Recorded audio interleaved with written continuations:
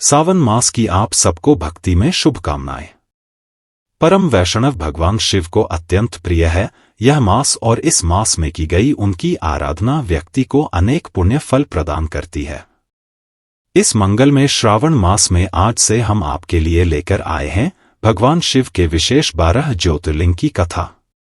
आज से प्रारंभ करके हम प्रतिदिन आपको एक एक ज्योतिर्लिंग की सभी कथाएं सुनेंगे। तो चलिए आज हम सुनते हैं सबसे पहले ज्योतिर्लिंग यानी सोमनाथ महादेव की कथा। सोमनाथ मंदिर भूमंडल में दक्षिण एशिया स्थित भारतवर्ष के पश्चिमी छोर पर गुजरात नामक प्रदेश स्थित अत्यंत प्राचीन व ऐतिहासिक शिव मंदिर का नाम है। यह भारतीय इतिहास तथा हिंदुओं के चुनिंदा और महत्वपूर्ण मंदिरों में से एक है। इसे आज भी भारत के 12 ज्योतिर्लिंगों में सर्वप्रथम ज्योतिर्लिंग के रूप में माना व जाना जाता है।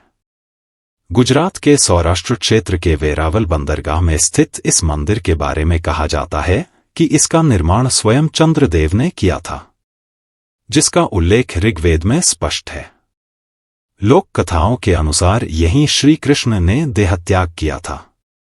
इस कारण इस क्षेत्र का और भी महत्व बढ़ गया। श्री सोमनाथ ज्योतिर्लिंग प्रादुर्भाव पौराणिक कथा। जब प्रजापति दक्ष ने अपनी सभी 27 पुत्रियों का विवाह चंद्रमा के साथ कर दिया तो वे बहुत प्रसन्न हुए। पत्नी के रूप में दक्ष कन्याओं को प्राप्त कर चंद्रमा बहुत शोभित हुए और दक्ष कन्याएं भी अपने स्वामी के रूप में चंद्रमा को प्राप्त कर सभी कन्याएं भी इस विवाह से प्रसन्न थी। चंद्रमा की उन 27 पत्नियों में रोहिणी उन्हें सबसे ज्यादा प्रिय थी, जिसको वे विशेष आदर तथा प्रेम करते थे। उनका इतना प्रेम अन्य पत्नियों से नहीं था।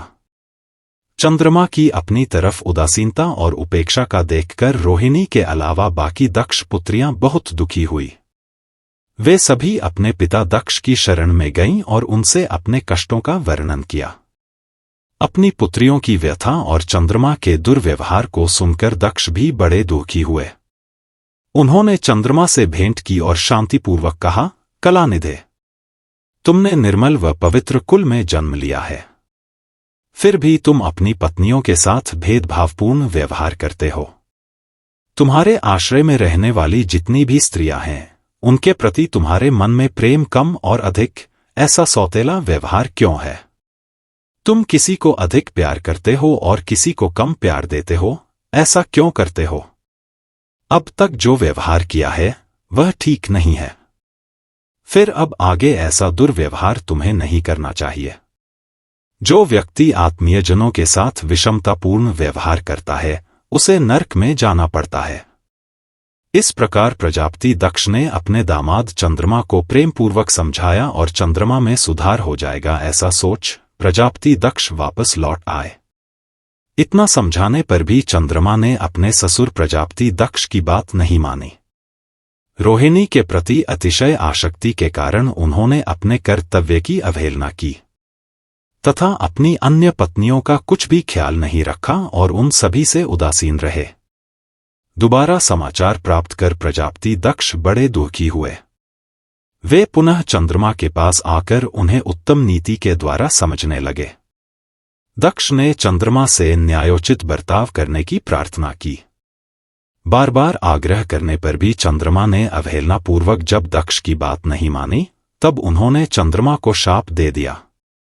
दक्ष ने कहा कि मेरे आग्रह करने पर भी तुमने मेरी अवज्ञा की है, इसलिए तुम्हें क्षय रोग हो जाए। दक्ष द्वारा शाप देने के साथ ही क्षण भर में चंद्रमा क्षय रोग से ग्रसित हो गए। उनके क्षीण होते ही सर्वत्र हाहाकार मच गया। सभी देवगण तथा ऋषिगण भी चिंतित हो गए। परेशान चंद्रमा ने अपनी अस्वस्थता तथा उसके कारणों की सूचना इंद्र आदि देवताओं तथा ऋषियों को दी। उसके बाद उनकी सहायता के लिए इंद्र आदि देवता तथा वशिष्ठ आदि ऋषिगण ब्रह्मा जी की शरण में गए।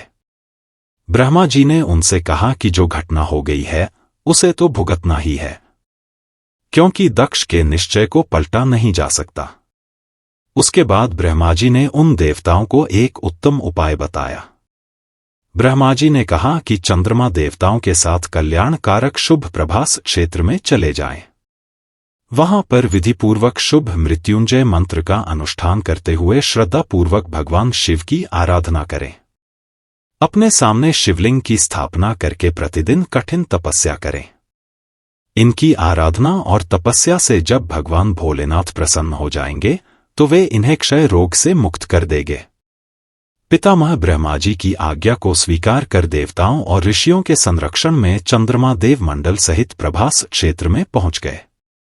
वहां चंद्रदेव ने मृत्युंजय भगवान की अर्चना वंदना और अनुष्ठान प्रारंभ किया। वे मृत्युंजय मंत्र का जप तथा भगवान शिव की उपासना में तल्लीन हो गए। ब्रह्मा की ही आज्ञा के अनुसार चंद्रमा ने 6 महीने तक निरंतर तपस्या की और वृषभ ध्वज का पूजन किया। 10 करोड़ मृत्युंजय मंत्र का जप तथा ध्यान करते हुए चंद्रमा स्थिरचित्त से वहां निरंतर खड़े रहे। उनकी तपस्या से भक्त वत्सल भगवान शंकर प्रसन्न हो गए। उन्होंने चंद्रमा से कहा, चंद्रदेव, तुम्हारा कल्याण हो। तुम जिसके लिए यह कठोर तप कर रहे हो, उस अपनी अभिलाषा को बताओ। मैं तुम्हारी इच्छा के अनुसार तुम्हें उत्तम वर प्रदान करूंगा। चंद्रमा ने प्रार्थना करते हुए विनयपूर्वक कहा, देवेश्वर, आप मेरे सब अपराधों को क्षमा करें और मेरे शरीर के इस क्षय रोग को दूर कर दें। भगवान शिव ने तपस्या से प्रसन्न होकर चंद्रदेव से वर मांगने के लिए कहा। इस पर चंद्रदेव ने वर मांगा कि हे भगवान, आप मुझे इस श्राप से मुक्त कर दीजिए और मेरे सारे अपराध क्षमा कर दीजिए। इस श्राप को पूरी से समाप्त करना भगवान शिव के लिए भी संभव नहीं था। अतः मध्य का मार्ग निकाला गया। चंद्रदेव, तुम्हारी कला प्रतिदिन एक पक्ष में क्षीण हुआ करेगी, जबकि दूसरे पक्ष में प्रतिदिन वह निरंतर बढ़ती रहेगी। इस प्रकार तुम स्वस्थ और लोक सम्मान के योग्य हो जाओगे। भगवान शिव का कृपा रूपी प्रसाद प्राप्त कर चंद्रदेव बहुत प्रसन्न हुए। उन्होंने भक्ति भावपूर्वक शंकर की स्तुति की। ऐसी स्थिति में निराकार शिव उनकी दृढ़ भक्ति को देखकर साकार लिंग रूप में प्रकट हुए और संसार में सोमनाथ ज्योतिर्लिंग के नाम से प्रसिद्ध हुए। महादेव ज्योतिर्लिंग के रूप में प्रभासक क्षेत्र के समुद्र तट पर विराजमान हो गए। क्योंकि चंद्रदेव ने उनकी आराधना की थी, इसलिए उनका नाम सोमनाथ ज्योतिर्लिंग पड़ा। इस स्थान पर सर्वप्रथम मंदिर की स्थापना भी चंद्रदेव ने स्वयं करवाई थी और वह मंदिर संपूर्ण रूप से सुवर्ण का बना हुआ था। हमारे वैदिक धर्म के 12 प्रमुख ज्योतिर्लिंगों में से यह प्रथम ज्योतिर्लिंग है। नैमिषारण्य में एकत्रित हुए शौनक आदि ऋषियों को सोमनाथ महादेव का महिमा मंडल करते हुए चले सूतु गोस्वामी जी बताते हैं कि सोमनाथ महादेव प्रथम ज्योतिर्लिंग है, जो कि चंद्रमा के क्षय रोग को दूर करने के लिए प्रकट हुए थे। जो कोई भी व्यक्ति सोमनाथ महादेव की श्रद्धा से पूजा करता है, प्रार्थना करता है, तो उसे क्षय रोग अथवा कुष्ठ रोग कभी भी प्रभावित नहीं करते। अश्व योज्य पूर्णिमा यानी कि अश्विन मास की पूर्णिमा, जिसे हम शरद पूर्णिमा के नाम से भी जानते हैं, वह दिन भगवान शिव की उपासना के लिए सर्वोत्तम बताया गया है। इस दिन चंद्रदेव भगवान शिव की उपासना करने के लिए पृथ्वी के सबसे नजदीक आते हैं और यही वह दिन है जब चंद्र अपनी पूर्ण कला और ऐश्वर्य प्रकट करता है। महाभारत के आदि पर्व में बताया गया है कि श्री कृष्ण की सहायता से अर्जुन सुभद्रा देवी से इस स्थान पर मिले थे और यहीं पर उनका विवाह हुआ था। तो यह थी श्रावण मास के उपलक्ष्य में सर्वप्रथम ज्योतिर्लिंग सोमनाथ महादेव की कथा। यह कथा आपको कैसी लगी, यह हमें नीचे कमेंट बॉक्स में लेकर जरूर बताइएगा।